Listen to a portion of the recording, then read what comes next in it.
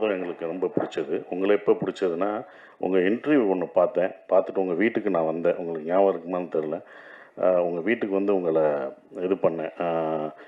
உங்கள் இன்டர்வியூவில் என்ன சொல்லியிருந்தீங்கன்னா, நீங்கள் ஃபஸ்ட்டு படம் எடுத்துட்டு அ சௌத்ரி சார் கூப்பிட்டு ஒரு செக்கு குடுத்தாரு. 2வது படம் எனக்கு பண்ணுங்க அப்படின்னு புலன் விசாரணைக்கு அப்புறம், பாத்ரூமில் போய் எவ்வளோ எடுப்பாங்கன்னு பார்த்தப்ப 5000 இருக்குன்னு நெனச்சு பார்த்தீங்க. 5,00,000 அட்வான்ஸ் குடுத்துருந்தாங்க.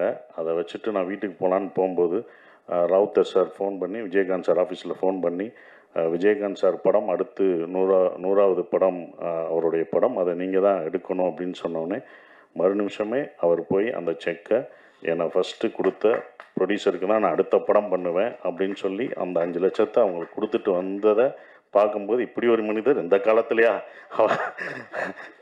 அப்ப அப்ப இருந்திருக்காங்க போலருக்கு அப்படின்னு சொல்லிட்டு, நான் அவங்கள வந்து, "சார் எனக்கு ஆச்சரியமா இருக்கு. அப்படிலாம் பண்ணுவாங்களா சார்?" அப்படின்னு நான் ஆச்சரியத்தோட கேட்டேன். "ஜெயிச்சுட்டு அதே கம்பெனிக்கு பண்ணுவாங்களா சார்? இது ரொம்ப சந்தோஷமா இருக்கு சார்" அப்படின்னு சொன்னேன்.